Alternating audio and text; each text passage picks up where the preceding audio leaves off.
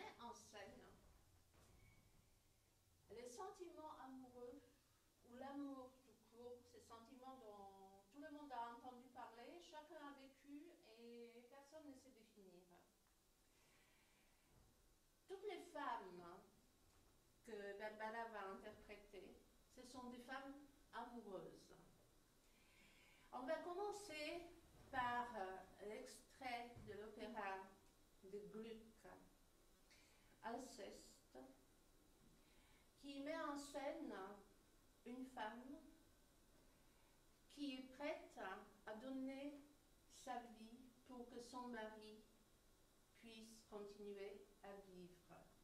Et pour cela, elle va jusqu'aux portes du Styx pour implorer les divinités du Styx de prendre sa vie en échange de la vie de son époux.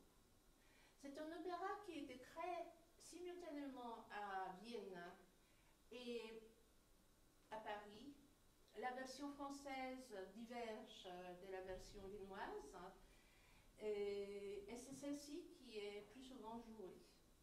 Alors, dans cet opéra, Gluck, il renoue avec la tradition d'une grande tragédie grecque. Déjà, le sujet en est la preuve, mais d'autre part, il renoue avec la tradition de l'opéra baroque. Parce que cet opéra, ce n'est plus tout à fait l'opéra baroque. C'est écrit 10 ans avant la naissance de Mozart, donc à la fin, dans les années 40 du XVIIIe siècle, mais il utilise encore les effets spéciaux de la musique baroque, ce qu'on pourra quelque part entendre. Le piano, ce n'est pas le meilleur instrument pour montrer ça, mais on peut entendre les accords terribles qui, c'est bien le mot qui est dans le livret, les accords terribles qui ont lieu dans le Styx. Et Alceste chante: Divinité du Styx, ministre de la mort, je n'invoquerai point votre pitié cruelle. J'enlève un tendre époux à son funeste sort, mais je vous abandonne une épouse fidèle. Divinité du Styx, ministre de la mort, mourir pour ce qu'on aime est un trop doux effort, une vertu si naturelle. Mon cœur est animé du plus noble transport. Je sens une force nouvelle, je vais où mon amour m'appelle. Mon cœur est animé du plus noble transport. Divinité du Styx, ministre de la mort, je n'invoquerai point votre pitié cruelle.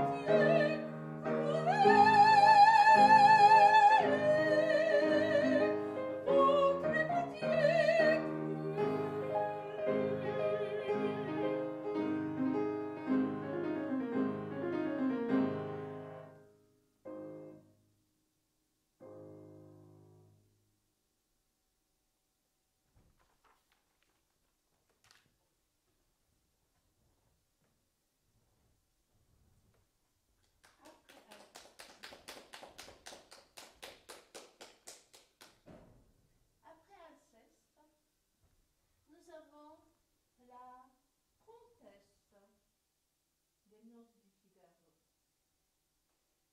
Peut-être vous vous souvenez qu'outre les déboires de Figaro et Suzanne, il y a un drame qui se joue au fond. La comtesse qui soupçonne, à juste titre, que son mari drague Suzanne est forcément jalouse. Et pour montrer sa douleur, elle chante pas vraiment un air. Ceci est seulement une cavatine, mais ô combien dramatique et ô combien parlante. Apporte, mon amour, quelque réconfort à mes douleurs, à mes soupirs. Rends-moi mon bien-aimé, ou laisse-moi au moins mourir.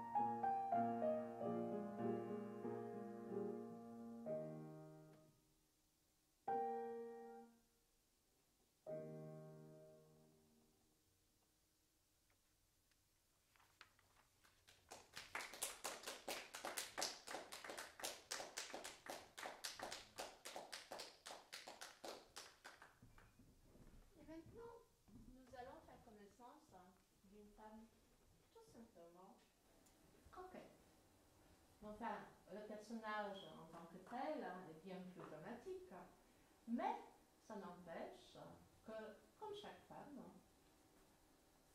notre Marguerite, parce que c'est d'elle que je parle, est aussi coquette.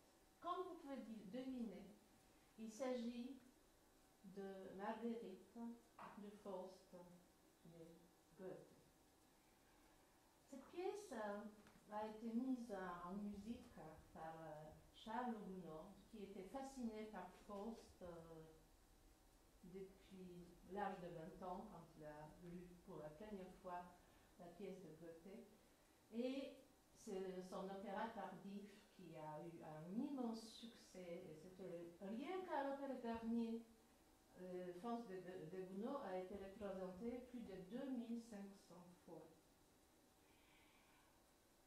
Vous connaissez aussi Marguerite parce que l'œuvre des bijoux est immortalisée par Tintin, par Hergé, SMP,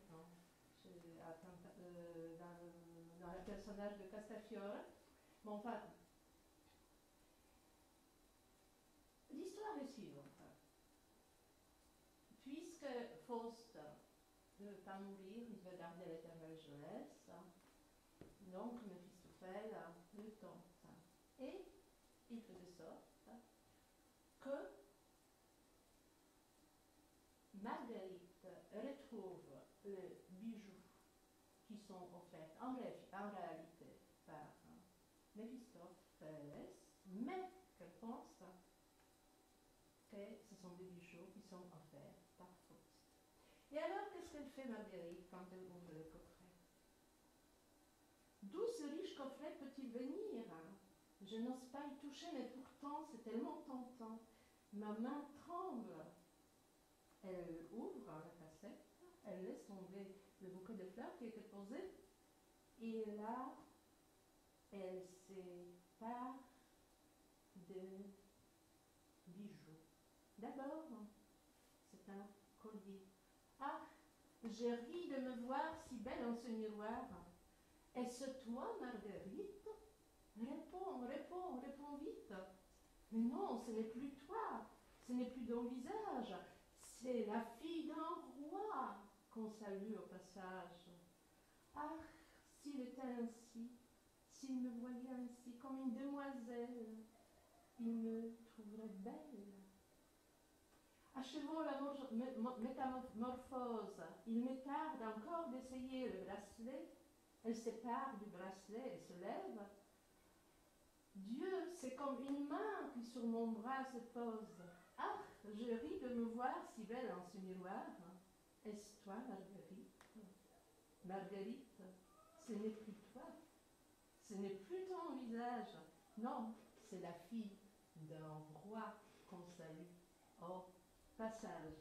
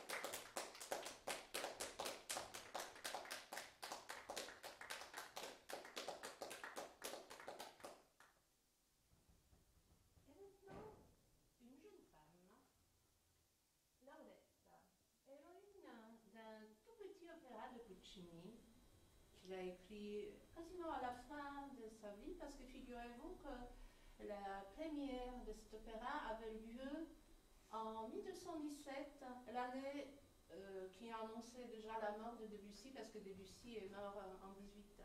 Donc on est déjà dans cette époque. C'est un opéra qui est célèbre avant tout pour un seul air, l'air d'une jeune fille qui implore son père qu'il laisse épouser l'homme qu'elle aime. Et alors, nos fameux "O mio bambino caro",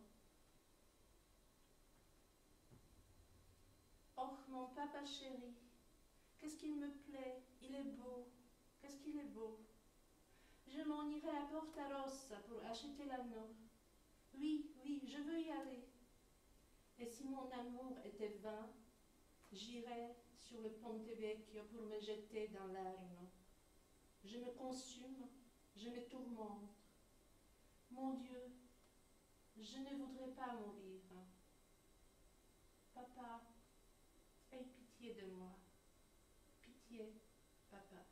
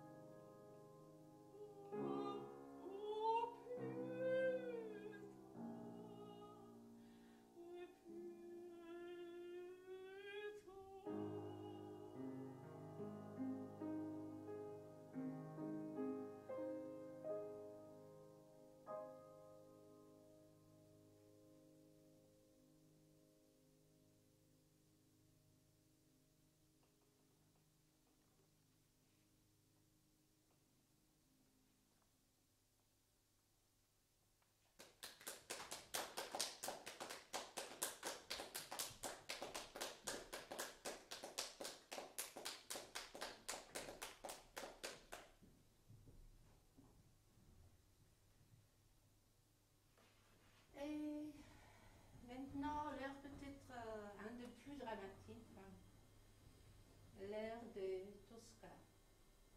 Alors, Floria Tosca, une célèbre cantatrice romaine, amoureuse de Mario Cavaradossi, peintre, est confrontée à un dilemme terrible. Le chef du police secret politique veut condamné Cavaradossi à mort. Et il promet à Tosca de lui sauver la vie, seulement sous condition si elle se donne à lui pour une nuit. Et c'est dans ces circonstances que Tosca chante cet air tellement connu, Vici d'arte. J'ai vécu d'art, j'ai vécu d'amour. Je n'ai jamais fait de mal à l'âme qui vive. Par une main cachée, je soulageais toutes les misères que je rencontrais. Toujours avec une foi sincère, ma prière est allée vers le Saint Tabernacle. Toujours avec une foi sincère, j'ai offert des fleurs à l'autel. En ces temps de douleur, pourquoi, Seigneur, pourquoi m'en récompenses-tu ainsi? J'ai offert des joyaux pour le manteau de Madame.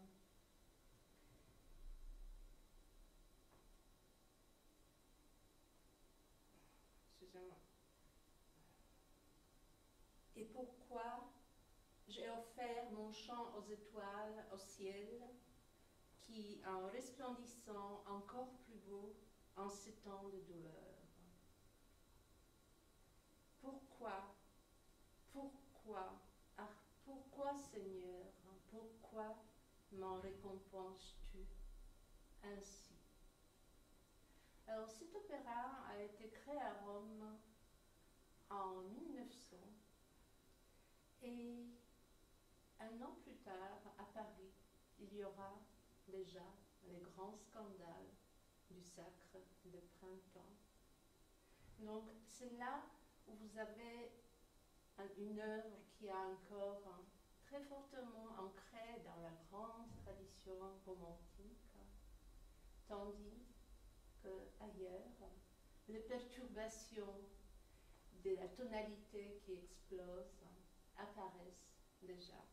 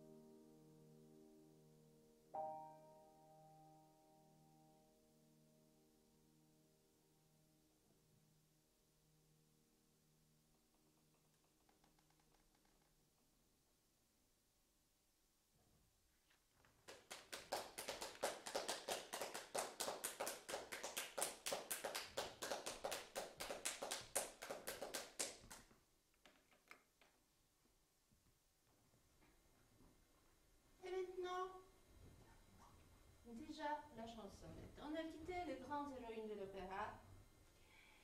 On va vous interpréter 2 valses. La première est plus récente, la deuxième un tout petit peu plus ancienne. La première, c'est la valse de Poulenc, qui a été écrite pour Yvonne Printemps en Paris en 1940 pour une pièce de théâtre Léocadia et dont les paroles le voici. Le chemin qui vont à la mer ont gardé de notre passage des fleurs effeuillées et l'écho sur leurs arbres de nos 2 rires clairs. Hélas, de jours de bonheur radieuse envolée, je vais sans retrouver trace de mon cœur. Chemin de mon amour, je vous cherche toujours. Chemin perdu, vous n'êtes plus, et vos échos sont sourds. Chemin du désespoir, chemin du souvenir, chemin du premier jour, divin chemin d'amour.